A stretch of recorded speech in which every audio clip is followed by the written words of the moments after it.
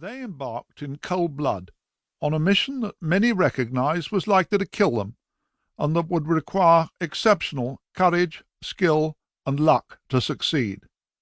They lifted their big, clumsy, but curiously beautiful bombers from the tranquillity of a summer evening in the midst of the Lincolnshire countryside, barely 4 decades after the Wright brothers initiated heavier-than-air flight. For 2.5 hours they raced through the moonlit sky towards Germany, at a height that made power cables as deadly a menace as anti-aircraft fire. They then attacked Hitler's dams, flying straight and level at 220 miles an hour, much lower than the tree-tops and less than a cricket pitch's length from the lakes below, to unleash revolutionary 4.5-ton weapons created by the brilliance and persistence of Barnes Wallis, a largely self-taught engineer. Half of 617 Squadron's aircraft, which got as far as Germany, failed to return, but 2 of the biggest man-made structures in the world collapsed into mud and rubble, releasing hundreds of millions of tons of water upon the Reich. The Allied bomber offensive has become one of the most controversial aspects of the Second World War. Some critics, not all of them German or Japanese, denounce the Western Allied assaults upon cities and their inhabitants as a war crime.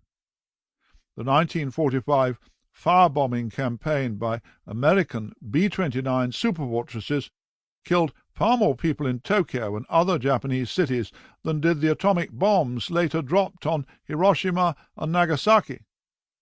The concept of air bombardment of civilians causes many 21st century people discomfort, indeed repugnance.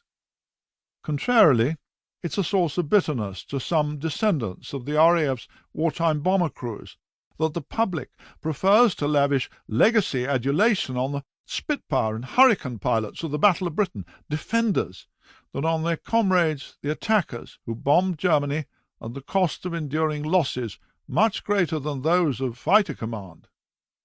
Australian Dave Shannon of 617 Squadron denounced in his old age sanctimonious, hypocritical, and grovelling criticism about things that were done in a total war.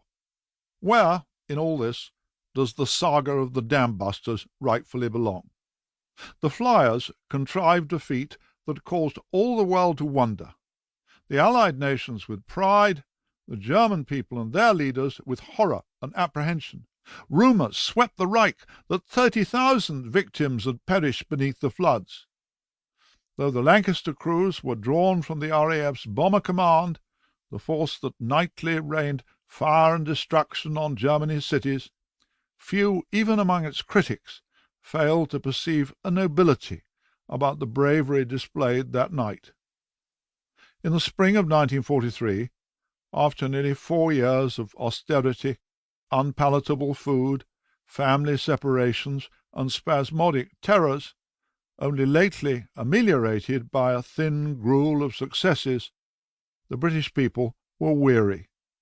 The Dams raid lifted their spirits, revived flagging confidence in their own nation's powers, as has few events since the desert victory at El Alamein 6 months earlier. We shall discuss below its effects on the Nazi war machine, which RAF planners aspired to cripple.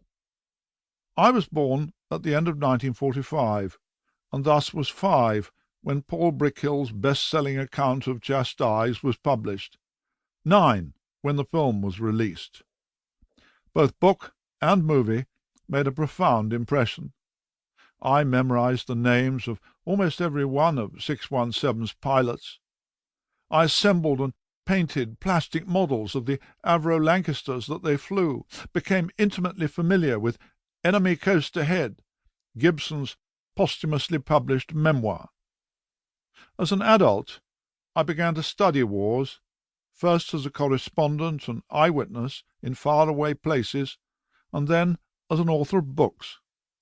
Although my ideas became much more nuanced than those of childhood, I was well served by familiarity with a host of World War II memoirs and histories.